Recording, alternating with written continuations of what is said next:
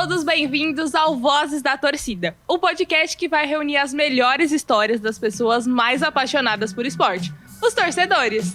Eu sou o Guilherme Agrela. E eu sou a Sara Campos. E pro primeiro episódio do Voz da Torcida, nós temos o prazer de receber Inara Costa, ela que já viveu 6 Copas do Mundo, 4 Olimpíadas e 2 Paralimpíadas. Ela é embaixadora das mulheres do Movimento Verde e Amarelo, torcedora fanática do Corinthians e dona do perfil Maluca por Esporte. Inara, seja muito bem-vinda ao Voz da Torcida. Muito obrigada por ter aceitado o nosso convite. Imagina, obrigada a vocês pelo convite. É uma honra estar aqui participando desse primeiro programa e estou aqui à disposição. Muito obrigada mesmo pelo convite. Não, a gente que agradece. Eu queria te começar te perguntando qual foi a primeira Copa que você lembra de ter assistido em casa, com a sua família, enfim, e qual a primeira que você presenciou nos estádios como torcedora? Olha, a primeira Copa que eu lembro, ela é meio triste. Vocês nem sonhavam em nascer, que foi a Copa de 82. Eu era muito criança. E o Brasil tinha um timaço, Zico, Sócrates, Oscar, Falcão. O Brasil era muito favorito, jogava muito o time do Tele Santana.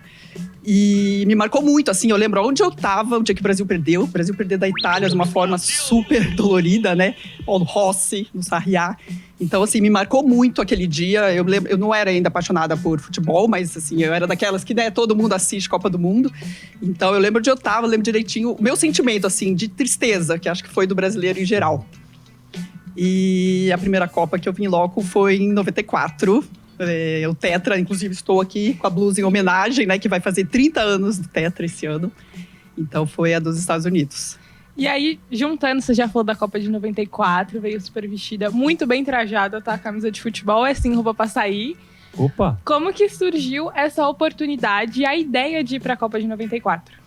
Bom, eu virei corintiana em 1986. Antes disso, eu era daquelas que nem queria saber de futebol. Eu via no radinho aquilo e falava, nossa, que coisa chata. E aí eu fui num jogo com vários amigos em 86, que eram Corinthians e Palmeiras. Eu falei, lá eu vou decidir pra quem eu torço. E meu coração virou corintiano desde aquele dia, né? O Corinthians ganhou de 1-0, gol do Cristóvão, um jogo polêmico. E aí comecei a me apaixonar por futebol. Eu comecei a ir muito estádio. Inclusive, eu namorava um palmeirense e minha irmã namorava um corintiano. Então, a gente trocava namorado pra ir em jogo, né? Eu ia com o namorado da minha irmã, ela ia com o meu namorado. E aí, comecei muito em jogo do Corinthians, né? Naquela época, depois no início da década de 90. E aí, meu sonho se tornou ir pra uma Copa do Mundo, né? Eu, como gostava muito já de futebol, eu falei, eu tenho que ir pra uma Copa do Mundo. E daí, eu era estagiária. E falei, minha mãe não tinha condição de me mandar pra Copa. E eu falei, eu quero ir de qualquer jeito. Aí fui atrás de pacote, né, pra eu ir sozinha. E falei, não vai ter condição de eu ir a Copa inteira. E aí eu tive que optar, né? Eu optei por ir das oitavas até a final. É um risco, né? Porque você chega, o Brasil podia ter perdido dos Estados Unidos as oitavas, né? Então, aí eu fui de pacote das oitavas até a final. Paguei 20 vezes, me endividei como estagiária. Mas, assim, foi uma experiência incrível. E dessa Copa, estando lá nos Estados Unidos, qual é a principal história que você tem aqui, mais te marcou como torcedor, acompanhando o Brasil? E aí, afinal, a gente ganhou, né? Então, qual a principal história? Olha, tem muita coisa, né, que a gente viu em Copa e muita coisa que eu acho que eu não lembro, porque faz muito tempo, né? Mas uma coisa que me marcou muito foi a véspera da final. Eu tava no pacote, né, no hotel, tudo, e eu tinha direito a ir no show dos Três Tenores, que era um show incrível, né, que eu tinha vontade de ir. E eu tinha o ingresso. Só que daí eu tinha alguns amigos que não estavam no pacote e estavam num hotelzinho lá na Hollywood Boulevard e tal. E eles falaram, olha, a gente vai fazer um churrasquinho de véspera de final e tal, vem aqui ficar com a gente. E eu fiquei na dúvida, vou no churrasco, vou no show. Acabei que eu fui no churrasco com meus amigos. E foi uma delícia, a gente passou o dia lá, né, brasileirada, falando da final, daquela emoção de véspera. E aí eu falei, vou dormir lá, né, junto com eles, e depois amanhã a gente vai na final, que era 12:30. Aí a gente foi dormir cedo e tal, e meu amigo acordou 1h da manhã, da madrugada, não conseguia mais dormir. Aí ele foi lá e me chamou, Inara, vamos lá até o Rose Bowl agora? Daí, oi, como assim? Afinal, é 12:30. Vamos pegar o carro, vamos lá ver como é que tá tudo. Tá bom. Aí levantei também, não conseguia mais dormir. Aí a gente pegou o carro, era 1 hora lá, porque era em Pasadena, afinal. E fomos de carro até o Rose Bowl, chegamos lá, demos uma volta assim no estádio, né? Não podia descer porque tava tudo fechado. Mas assim, de noite. E sabe aquela coisa de filme, assim? Você fala, eu estou na frente do palco da final, amanhã aqui vai ser a final. E a gente só assim, sentindo o clima ali, vendo o estádio, sentindo aquela emoção. Assim, só de falar hoje, assim, me dá uma coisa assim, porque foi muito especial. Aí a gente foi só ali, viu? E voltou, e depois a gente foi de novo pra ver a final, que era 12:30. Então, assim, isso me marcou muito, que foi muito especial. Ai, gente, dá vontade de chorar, de se emocionar. Mas você tem uma coletânea de histórias. E a gente acompanhando ali, vendo os seus posts, a gente selecionou alguns momentinhos. E um deles é a sua foto com o Pelé. E aí a gente queria muito saber dessa história, desse bastidor, como isso aconteceu, como foi esse encontro. Nossa, é bastidor mesmo, porque não só a foto com o Pelé, mas esse dia foi, acho que, um dos dias mais especiais da minha vida, assim, porque daquelas coisas que você fala, nossa, como assim eu estou aqui? E eu vou contar o começo, né, como começou essa história.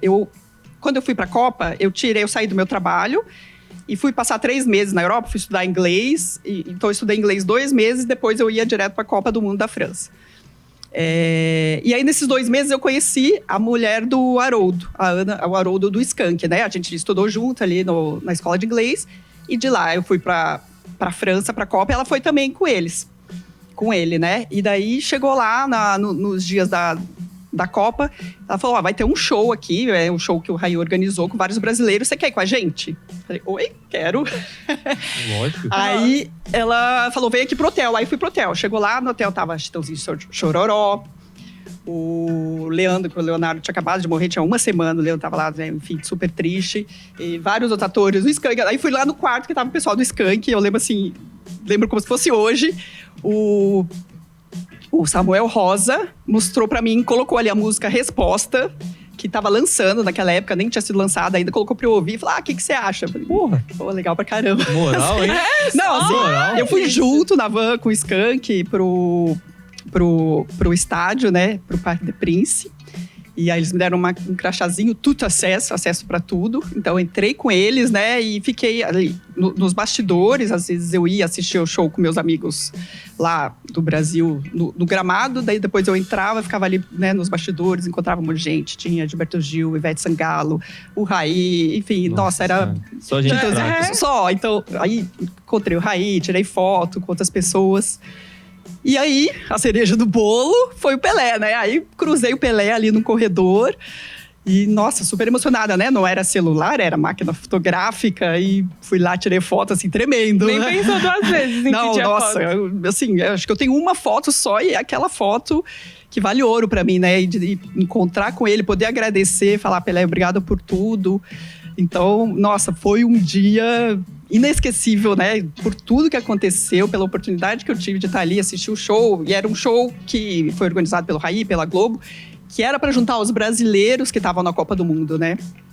Então, nossa, foi emocionante e sensacional. E você agradeceu ele mesmo, obrigado, Pelé, por tudo. E ele te respondeu, falou, não, de nada. Ele foi simpático, né? Assim, eu sempre que eu tenho oportunidade de encontrar pessoas ídolos, né? Eu agradeço. Eu acho que é legal a gente fazer isso, né? Com pessoas que representaram tão bem o nosso país. Sim. Então, sim, eu agradeci. E ele foi super simpático, assim. Pelo que eu me lembro, foi um momento bem, bem legal. Ah, que legal. E você, enfim, de todas as Copas que você foi, 94 você viu o Brasil campeão no estádio, depois 98 mesmo que você tá citando, todo aquele episódio do Ronaldo, aquela tensão, aquilo ninguém sem saber. Enfim, de todas as Copas até hoje que você foi, qual a história mais marcante? Talvez o estádio mais legal, o momento, a decepção. 2018 também foi duro, né, pro Brasil. Enfim, qual a história mais marcante que você tem de Copa do Mundo, masculina ou até mesmo feminina? Nossa, é difícil dar um momento só. É muito difícil, porque o Tetra já foi talvez o melhor momento, né, de todos que eu vivi, porque foi minha primeira Copa e eu vi o Brasil ser campeão, ser Tetra depois de 24 anos, né? O Senna tinha morrido, então foi muito especial. A de 2002 eu não estava, infelizmente, eu não consegui ir. Tem momentos tristes que eu estava também, no 7-1 eu estava com meu filho e foi muito dolorido. No Mineirão? No Mineirão, Só que eu saí no meio, porque meu filho falou... Já tava 5-0. Ele falou, mãe, vamos embora. Eu falei, será, Gabriel? Depois eu pensei, não, acho que a gente não vai virar esse jogo. Vamos evitar tumulto. Enfim, sei lá. Meu filho queria muito ir embora e a gente foi no 5-0. Cheguei no táxi ali pra ir embora. Aí só escuto o Galvão Bueno narrando, gol da Alemanha. Não parou ali. Achou que era replay, mas não, né? Foi um dia triste, né? Outro dia muito triste, que foi no Catar também. Aquele jogo com a Croácia foi inacreditável, porque o Brasil estava com a vitória na mão, né? O Neymar fez um golaço e perder daquele jeito, né? Foi muito dolorido. Mas, assim, tem vários momentos muito legais, assim, as vitórias contra a Holanda. Eu já fui em 3 confrontos contra a Holanda, né? Foram em 3 Copas, 2 o Brasil ganhou e uma perdeu, que foi 2010 na África. Mas os outros 2 jogos foram jogos históricos, né? Aquele nos Estados Unidos que o branco chuta e o Romário baixinho faz histórico, aquela viradinha das costas. Aí aquele jogo foi sensacional. Depois em 98 também, que foi pros pênaltis, né? 1-1 em Marseille. Que mais? Então, assim, nossa, são tantos momentos que é difícil pontuar apenas um. Mas, assim, o que eu falo muito é estar numa Copa do Mundo é muito legal, porque eu amo futebol, mas para mim não é só futebol. A Copa do Mundo é a festa que a gente faz antes do jogo, depois dos jogos. É aquela integração, a energia de uma Copa do Mundo é incrível, né? De eventos esportivos em geral.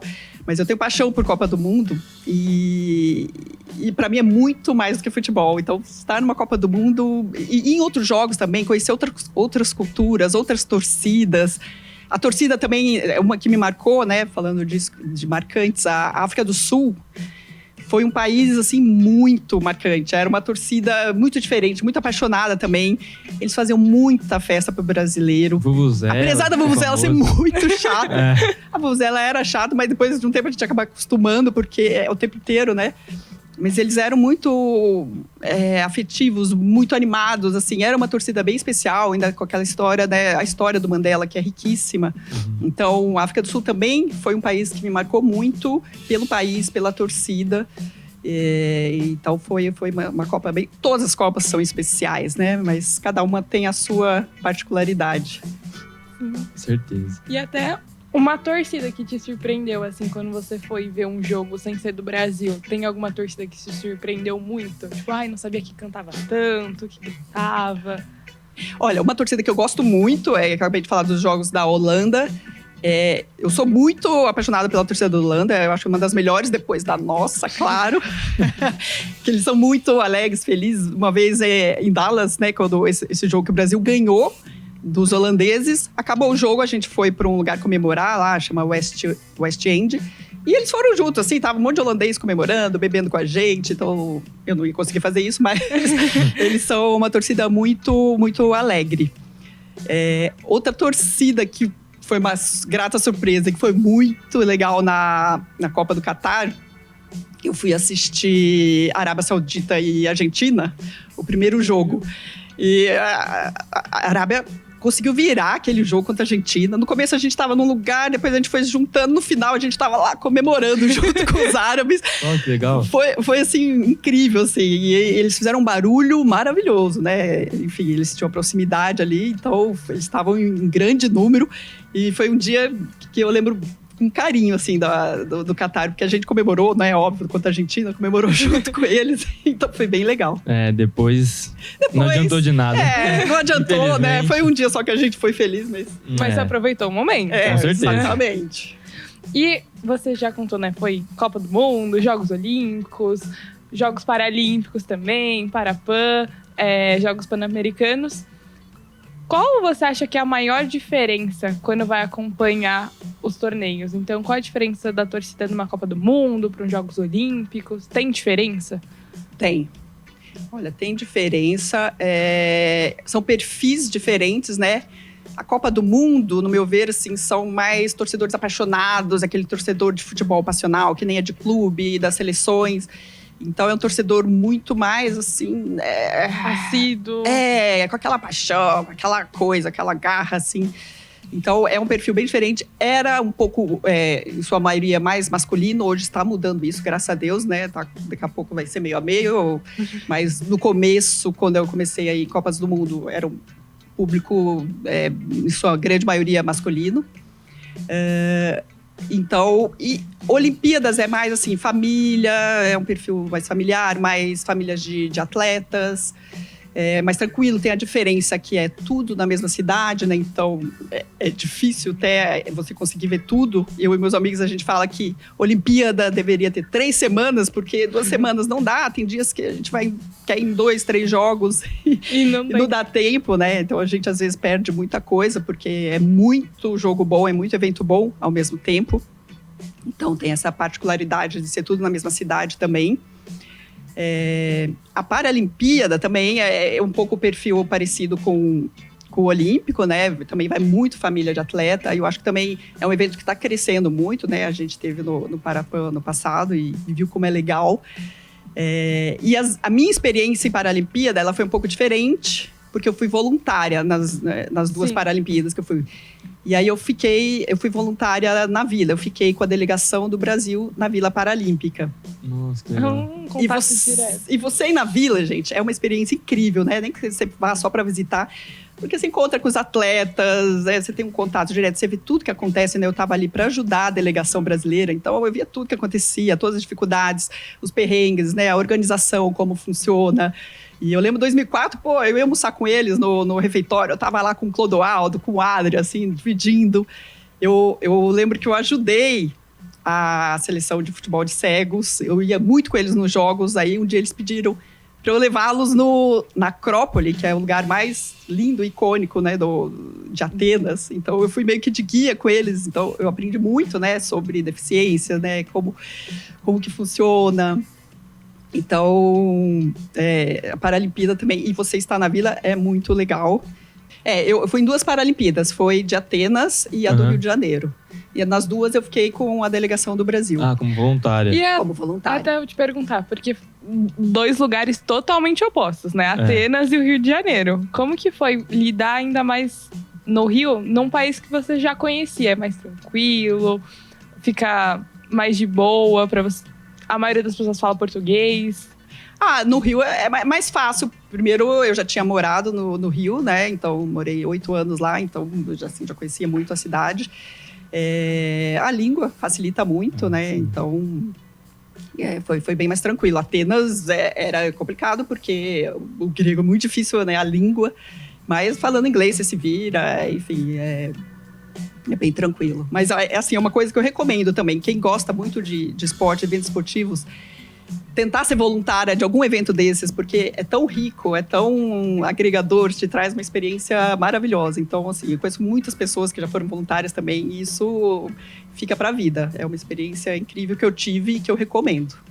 E Nara, a gente tinha uma pergunta aqui sobre os relatos de Olimpíada para Olimpíada, que você já acabou respondendo, então eu queria te perguntar em relação a essa dificuldade, essa falta de mulheres antes nas Copas, até mesmo nos estádios de futebol, né? A gente sabe que antigamente era um público quase, em geral, masculino total. As mulheres tinham muito mais dificuldade de ir aos estádios, ainda mais desacompanhadas e tudo mais. Na Copa, desde lá de trás, você acha que já era diferente? Tipo, em 94, assistir futebol num estádio aqui no Brasil era muito mais difícil que assistir nos Estados Unidos numa Copa? Ou você foi para os Estados Unidos, depois para a França e sentiu a mesma dificuldade? Enfim, do machismo, desse público, em geral, masculino, né? E que acaba afastando as mulheres do esporte, do futebol, desses grandes eventos. Eu acho assim, a dificuldade sempre existiu, né? No passado, tanto em Copa do Mundo como em jogo de clube. Eu me lembro, na década de 90, quando eu ia muito em jogo sozinha, muito. No Pacaembu ou no Morumbi. Eu ia em clássico, né? Antigamente podia misturar torcida, então. E às vezes eu ia sozinha. Teve uma vez que eu tava de licença médica, com gesso. Eu não tava indo trabalhar e eu fui num jogo. Chegou lá no jogo, eu vi um cara do meu trabalho, assim. Eu falei, tem que me esconder. Porque eu falei, não podem ver que eu tô aqui, né? Não tô trabalhando e tô no jogo. Jogo do Corinthians. Então, e uma coisa que também me marcou... eu ia muito com roupa larga, assim, pra mexer em tudo, né? E uma vez eu ia, às vezes, até meio vestida de homem, né? Uma vez eu tava com uma roupa larga, um casacão, capuz. E aí eu lembro que eu fui entrar no banheiro das mulheres, a mulher falou, aqui é feminino. Eu me vesti tão bem que acharam que eu era homem ali. Uhum. Então, assim, era um mundo muito masculino, né? E quando eu fui pra Copa de 98, eu comprei pacote também, porque eu ia sozinha. E aí, eu lembro que daí foi só eu e uma menina num hotel que tinha 300 pessoas. Então, 300 pessoas, sendo eu e uma menina, só o resto tudo homem. Então, para você ver como foi mudando. A gente não era maltratada, não vou falar que, né, sofremos coisas muito de assédio, assim. Mas, assim, em termos de número, de representatividade, eu acho que isso tá mudando muito, tá evoluindo muito. Graças a Deus. Graças a Deus. E voltando a falar do tópico seleção brasileira, a gente tem uma pergunta muito especial, porque a gente sabe que, além de torcedora, você faz parte do movimento verde e amarelo.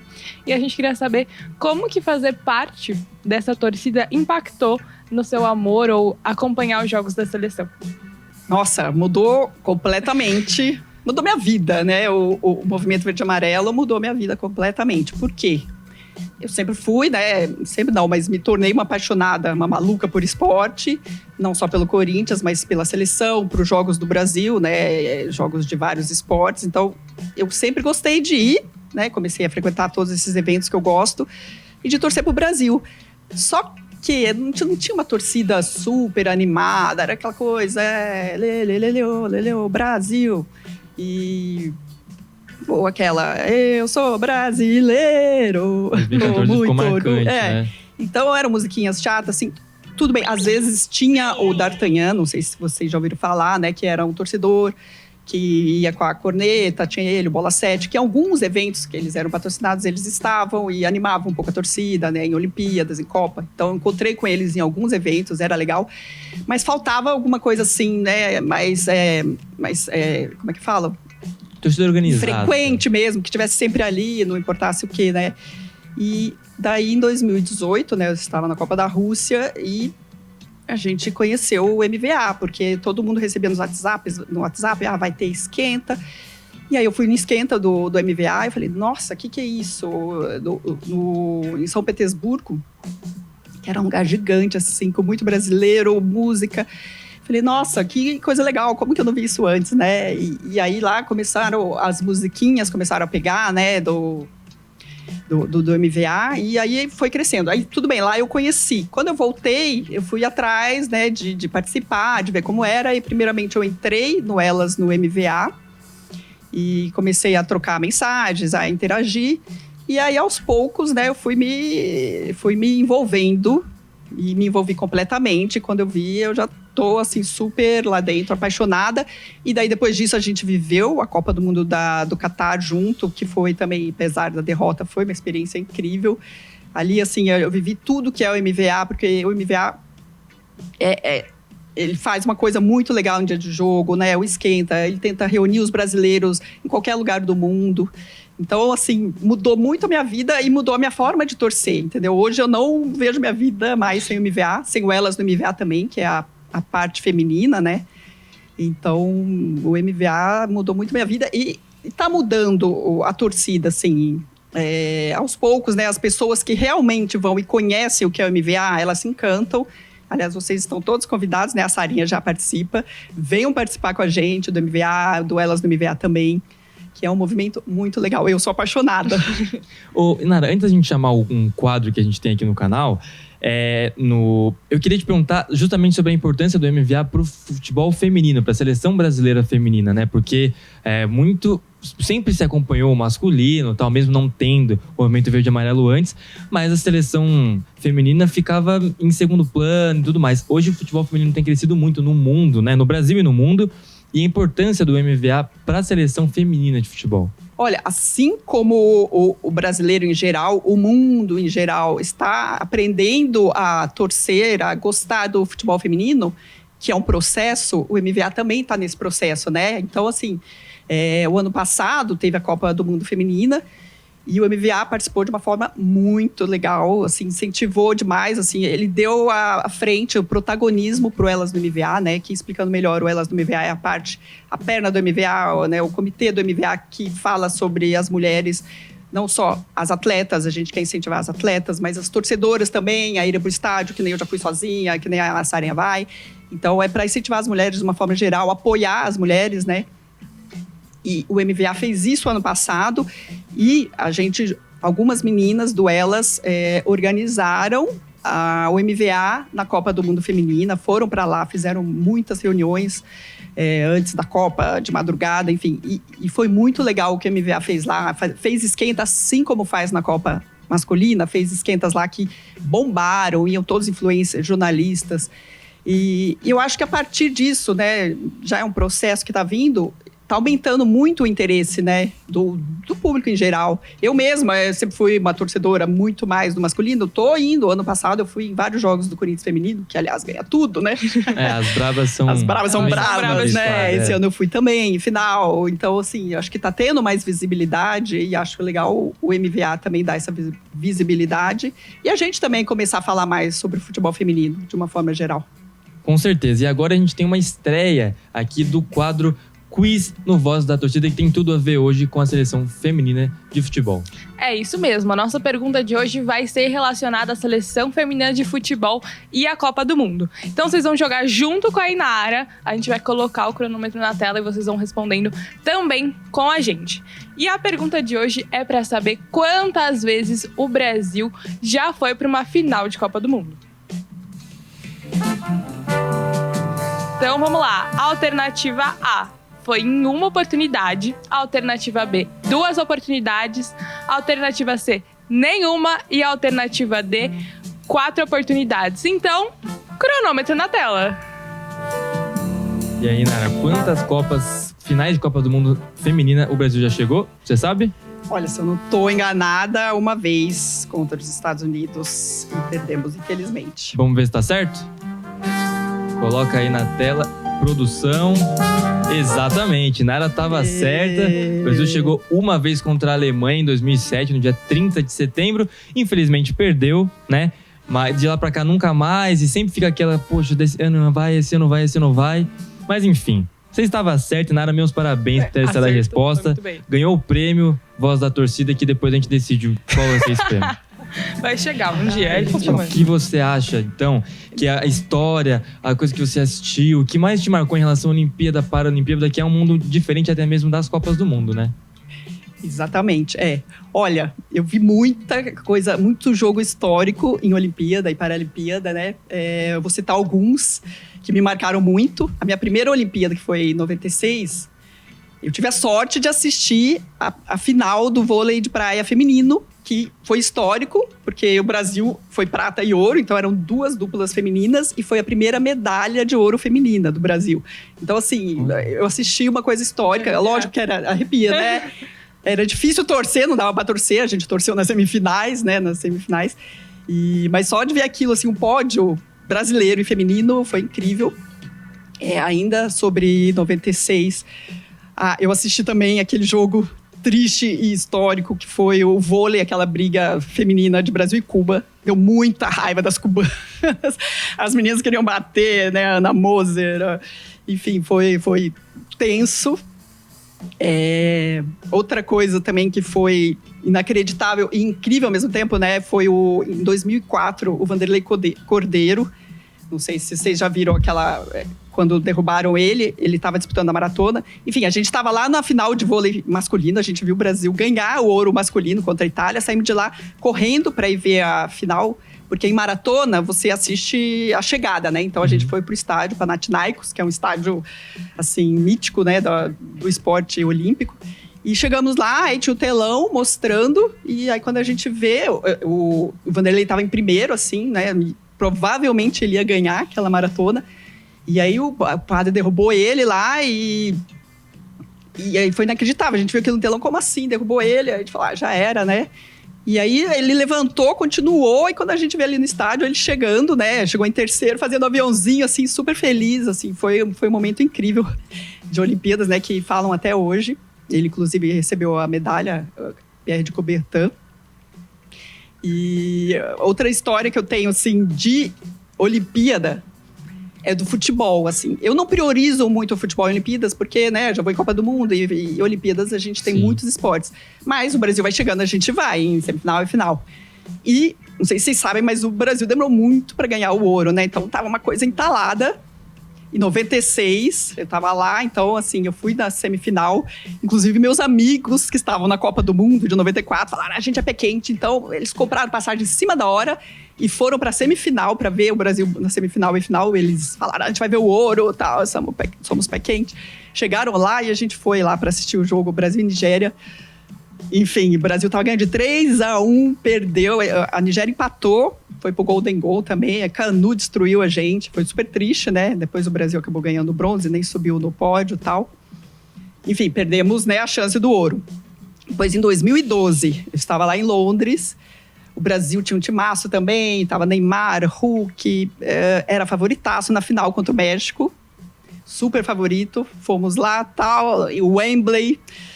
Putz, o Brasil jogou mal, tava perdendo de 2-0, depois acabou, o Hulk fez 2-1, mas assim, tomamos um semi-chocolate do México, perdemos, foi triste, porque o Brasil tinha time pra ganhar, mais uma vez fica entalado, né? Enfim, aí no Rio... Em casa, assim... Contra a Alemanha. Contra a Alemanha, e pra mim foi muito especial esse jogo, porque eu já tinha estado com o meu filho, né, que na época ele era criança, no 7-1. E aí a gente foi pro Maracanã ver esse jogo contra a Alemanha.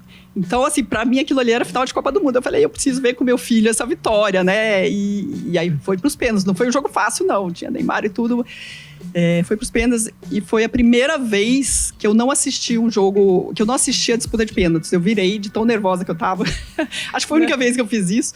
Nem no tetra eu fiz isso. Então eu fiquei muito nervosa. E aí o Brasil ganhou, né? Tirou aquela nhaca. Depois ganhou de novo. Brasil! Em Tóquio, então, essa história do futebol, né, que demorou, e eu vi algumas finais dolorosas, então, no Rio, a gente conseguiu. E Paralimpíadas, né, assim, coisas históricas que eu vi também, eu vi o Brasil ganhar. O futebol de cegos é imbatível, né, ganhou todas as Paralimpíadas, todas, o ouro, então é invicto. Sim. E eu tava lá quando eles ganharam em Atenas e também no Rio, então foi muito legal presenciar. Não, e uma coisa muito legal que a Inara falou de não ter assistido os pênaltis é se você tem alguma... Não é mandinga, né? Alguma coisa que você faz em final de campeonato. Não pode faltar. Não, eu tinha uma coisa assim com blusa, né? Tipo, uma época que eu tava usando uma blusa do Corinthians, que tava dando sorte. Ganhou, eu usei a mesma blusa na Libertadores e depois no Mundial. Então eu falava que aquela blusa era a minha blusa da sorte. E depois eu acabei usando ela em outros jogos que perdi. Tá. Aí eu acabei abandonando isso. Mas não, eu não tenho tanto. E falando do Corinthians, você já falou mais ou menos como surgiu sua paixão. Primeiro jogo em 86, você foi para um derby decidir para qual lado da força você ia, né? Então como se deu essa paixão pelo Corinthians, assim? Pelo menos quando você... O que fez você torcer? Você foi ao jogo, o Corinthians ganhou, foi a torcida que te encantou? O que fez você se apaixonar pelo time do povo? Agora o coração também falando, né? Não sei explicar, né? Mas o Corinthians também é difícil de explicar. Aquele jogo eu fui e falei, eu vou ver para quem eu vou torcer. Meu coração bateu o Corinthians tinha um time muito bom, né? Foi pouco depois da democracia, tinha Casagrande, Birubiru. Era um time muito bom. E acho que a torcida me encantou. Naquela época podia dividir estádio, né? Então tinha metade palmeirense, metade corintiano. E eu comecei a me apaixonar, não sei, daí comecei em jogos e aquilo me pegou, assim. E aí, na década de 90, eu fui muito, muito em jogo. Eu ia muito no Pacaembu, muito no Morumbi. Peguei uma época ruim no começo, que a gente perdeu muito o Palmeiras, mas depois, no final da década de 90, né, o Corinthians foi bicampeão brasileiro, 98, 99, depois mundial. E daí se tornou uma rotina, assim, minha ir em jogos e seguir o Corinthians, né? Ô, Sara, antes de você fazer a sua pergunta, só queria adicionar, você falou sobre a década de 90, o Corinthians foi campeão pela primeira vez. Tem até fotinho na tela, tá? Então. O Corinthians foi campeão brasileiro pela primeira vez em 90 contra o São Paulo. apanhou muito pros rivais também nessa década, o Palmeiras da Parmalat, o São Paulo ganhando o Mundial, Libertadores. No final teve aquelas 2 Libertadores terríveis pro torcedor corintiano contra o Palmeiras. Você tava em um desses jogos no Brasileiro 90, na Libertadores contra o Palmeiras, porque há corintiano que eu conheço que diz que foi o pior dia da vida dele, o 2000, no Libertadores contra o Palmeiras, aquela eliminação do Marcos.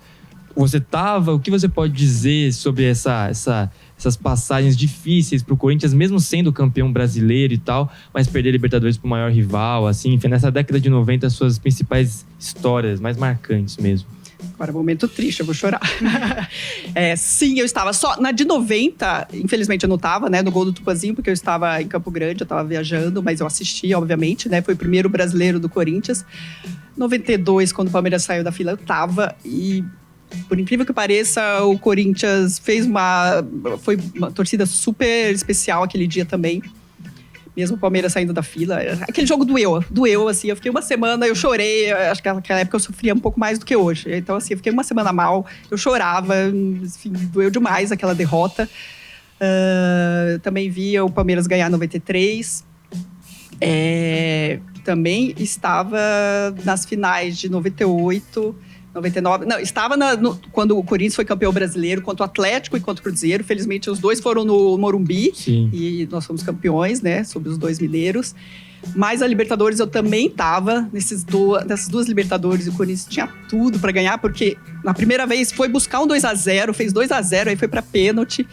E perdeu de forma dolorida demais. E aí, nesse dia, a torcida do Corinthians também me surpreendeu, porque, né, depois levantaram as bandeiras, fizeram um barulho, não vou dizer festa, porque é difícil dizer. Apoiaram.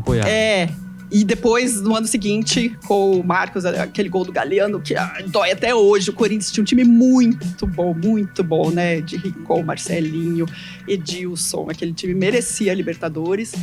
E perdeu pro Palmeiras, doeu bastante. E aí, infelizmente, depois a gente ganhou o Mundial em 2000. Foi legal. Teve alguém que você viu chorando na arquibancada? Alguém tá passando mal, sabe? Essas coisas. Você passou mal? Era você, essa pessoa. Chorou na arquibancada, demorou pra levantar, pra ir embora? Eu chorei porque... Nossa, doía. Tem derrotas e derrotas, né? Então, tem derrotas de forma dolorida, que você fica incrédulo. Então, assim, eu chorei sim.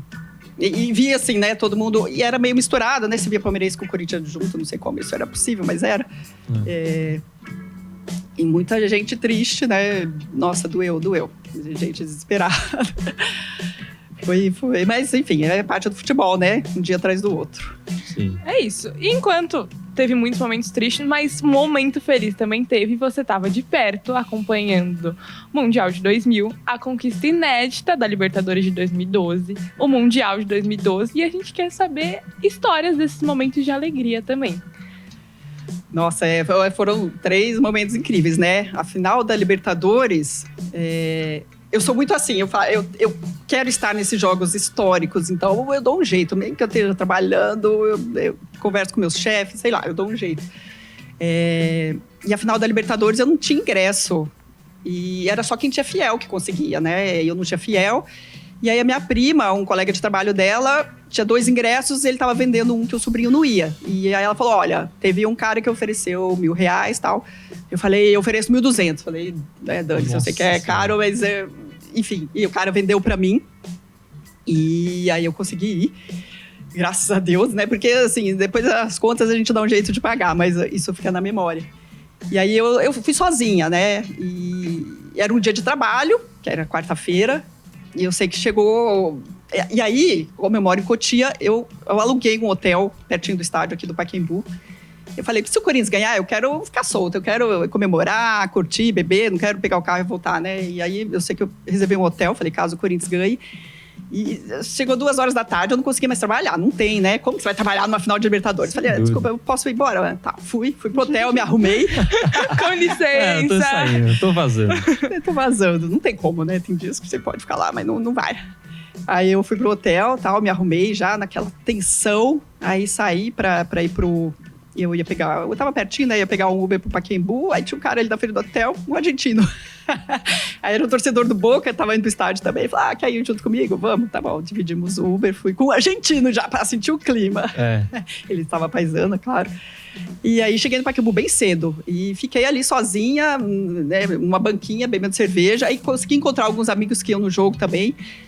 Tava uma energia, assim, o que eu lembro também, que eu gosto de contar desse dia, que tava uma energia tão diferente no Pacaembu, assim, você sentia uma coisa, não sei, os torcedores numa confiança. Um ar de campeão mesmo, né? Um ar de campeão, mística. E era uma coisa assim, né, que o Corinthians tinha que ganhar, que tava muito entalada, aquela Libertadores. E aí fiquei um tempão ali com o pessoal, e aí entrei sozinha pro tobogã. Fui assistir o jogo sozinha. Aí o pessoal que tinha me vendido também, ele tava no tobogã, mas eu não consegui achar. Eu sei que o primeiro tempo eu assisti sozinha. O segundo eu encontrei esse pessoal e assisti junto com eles. E aí foi só alegria, né? Shake. E, gente, é inesquecível, assim. Eu arrepio de lembrar aquele dia que eu vivi no tobogã do Pacaembu, que o Corinthians saiu da fila. Eu sei que eu saí de lá sozinha também e fui andar. Falei, vou andar por aqui. Aí conheci um pessoal, fui pro barzinho beber cerveja com o pessoal que eu nunca tinha visto na vida. Enfim, comemorei até as 4 da manhã e no outro dia fui trabalhar daquele jeito. Mas é daqueles dias inesquecíveis. Foi trabalhar feliz. Não tinha como nem tinha como dormir, né? Não tinha. E sobre o Mundial de 2000 e 2012, 2 títulos mundiais do Corinthians, né? E os dois foram marcados por invasões corintianas, né? O Rio foi tomado... Aliás, o Rio já é tomado pela torcida do Corinthians. 77, né? 76, aliás. Exatamente. E no Japão, que é uma coisa que dificilmente vai acontecer de qualquer jeito, né? Até pela situação financeira que o país vivia, que era um pouco melhor que hoje, enfim, um momento. Mas como foi acompanhar essas duas invasões no Rio e lá do outro lado do mundo, no Japão, e ver o Corinthians campeão, né? Nossa, me arrepia também só de pensar, porque invasão é uma coisa muito legal. Então, 2000, voltando nisso, né, que eu quero estar nesses momentos decisivos, eu dou um jeito. Era numa sexta-feira o jogo, então era difícil, tinha que sair de trabalho e tal. E aí tinha um pessoal que eu tinha conhecido na Copa de 98, que eles estavam organizando um pacote para ir, que incluía avião, ingresso, estadia lá no Rio. E eu falei, eu tenho que ir dessa forma, porque não vai dar tempo de ir de ônibus, porque eu ia trabalhar na sexta um pouco. E aí eu falei pra eles, pelo amor de Deus, me vende esse pacote. Eles falaram, não, só vai homem. Olha só vai homem, a gente não pode vender, não sei o quê. Aí eu falei, pelo amor de Deus, me vende. E aí eu e uma amiga, uma colega do trabalho, a Mônica. E aí no final eles acabaram vendendo, né? A gente foi só nós duas de mulher e tal. E depois eu fui descobrir que eles falaram, para as esposas que não podiam ir, eles falaram que a gente era um casal, que eu era namorada da Mônica. Naquela época, né, não era uma coisa tão aceitável e normal, não tem nada demais, mas enfim, foi curioso que eles tiveram que falar isso para justificar que eles colocaram 2 mulheres no pacote, né? E, falando do jogo, né, assim, foi incrível, né? Eu acredito que uns 30 mil corintianos, né, no Maracanã.